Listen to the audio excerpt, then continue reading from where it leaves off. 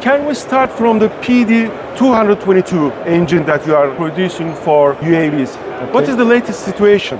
Actually, as you know, we announced this engine a couple of years ago. Ever since, we continued development and testing phase.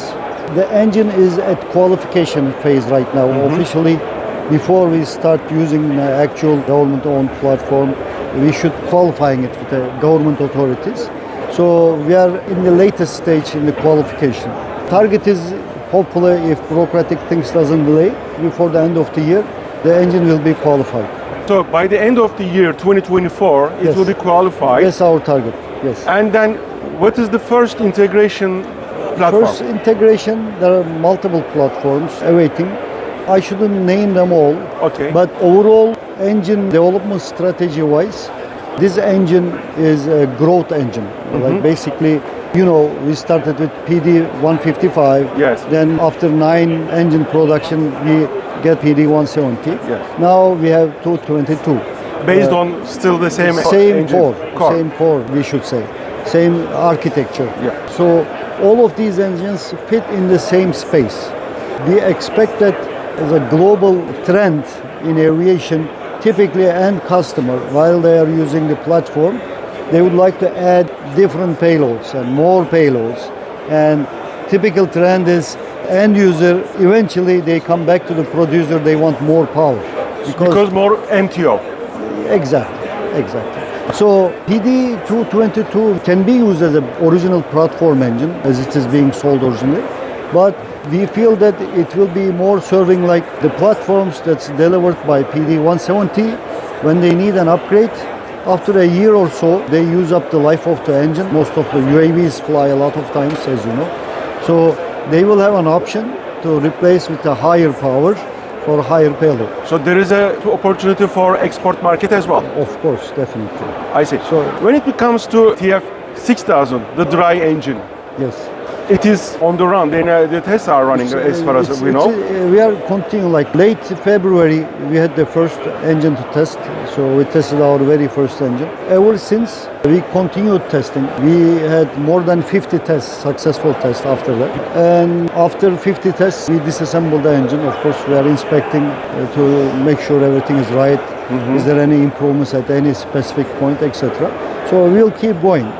So the tests and maturization phase is underway. So is there any timetable in your mind, in your schedule table, that says we will have the integration to start in 2025, 26? Actually, I shouldn't be giving exact date. Okay. But it's not going to be in just 1 year, of course. Sure. So engines this size and this complexity, real military turbofan engine, as you know, for UAVs. So it will take a couple of years at least before it is mature enough that will take to the air, I should say. When we talk about maturing the engine, maybe we should ask about the Kahn's engine. Okay. What is your position for the moment? Kahn engine is even a longer period development time engine. As you know, it is Sure. 5th generation engine is not an easy task.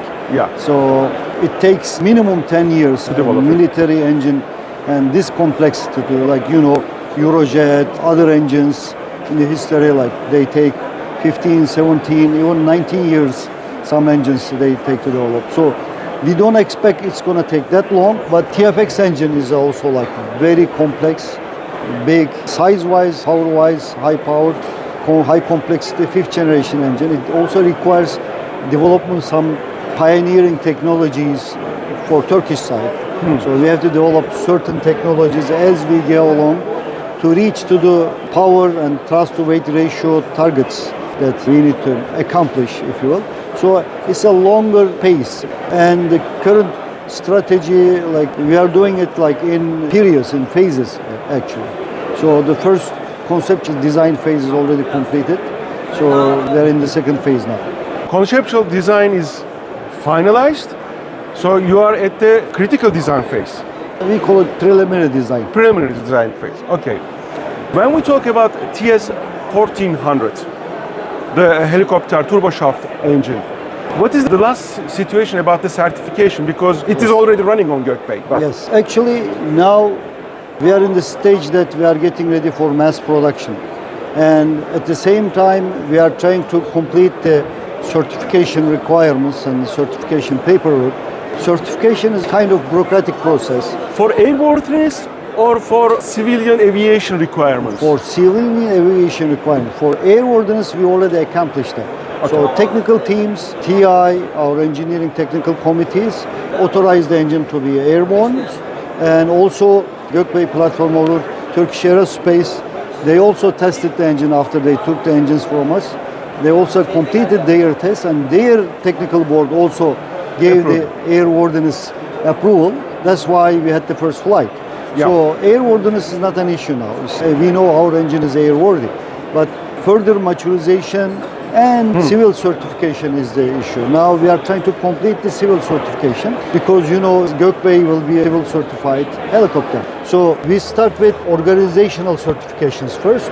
We already completed design organization approval certification. So TEI is the first company in Turkey design civil certified engine. Turboshaft engine as well. Turboshaft, like any civil engine. Civil engine. So we got our design system, engineering system certified by this authority. So we have this design certification. We also had the production certification, which we are required to do. Our production organization has been also inspected, audited. For mass production, right? Yes, to produce civil passenger carrying civil certified engine production. So we also get this approval. So the very first critical stage already completed. So the remaining stage, after you have like a certified design team, certified production infrastructure, now using these two, you have an engine that needs to be certified. We are in this stage.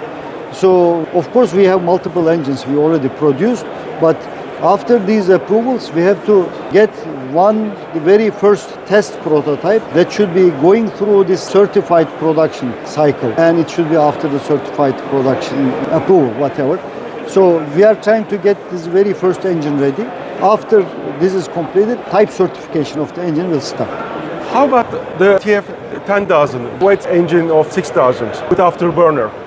TF 6000 is the next step. I mean, they share the same core with TF 6000, one with the afterburner, one without the afterburner. So our goal is to mature TF 6000 first, and our design work and development work on the afterburner is continued. Once the core is mature enough and resolved, then we'll start testing the afterburner version. These are the military aircraft engine family. You have smaller ones that we know. For the moment, these are more advanced technical engines. So what is, under these circumstances, your current export expectations and realization? Actually, when we sell our engines to platform owners, when they export their platforms, our engine is automatically exported, as you know. Yeah. So that depends on whether, for example, our PD-170 is in Baykar TB3 or in Aksungur or Anka currently. So whether they export any aircraft. But beyond that, we also start getting requests for direct engine purchases internationally. Right. And we already started that in mass production engines. In the diesel series, we already get inquiries from 3 different countries, actually 4 in this. Do you include the naval? Farnborough, another new customer, for example, came and talked to us in the Farnborough Airshow. So another 4 international customers also instead. We also delivered our very first engine international customer. So we already made our first export. Export. Of course, we do it with regular paperwork from the Turkish government. Could you name the engine, or is it confidential for the moment? Engine is PD-170, but I cannot name the customer. Okay, they prefer to stay anonymous. Sure. The second customer, we already have the contract, another international customer.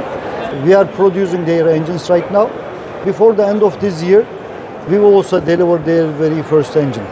The world is preparing for another tension for next terms, next near future.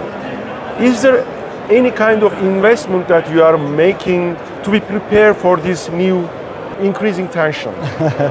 We develop national indigenous engines, but our company, the majority of the efforts and activities when you examine our company, is more civil side. These military activities are relatively small. So we make most of our money and do a lot of effort in the shop.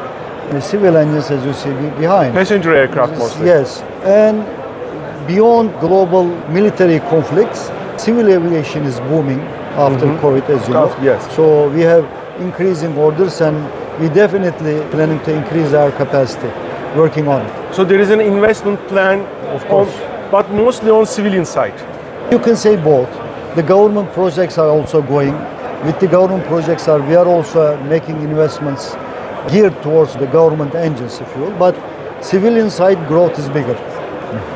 Thank you very much. Thank you very much for giving us this opportunity.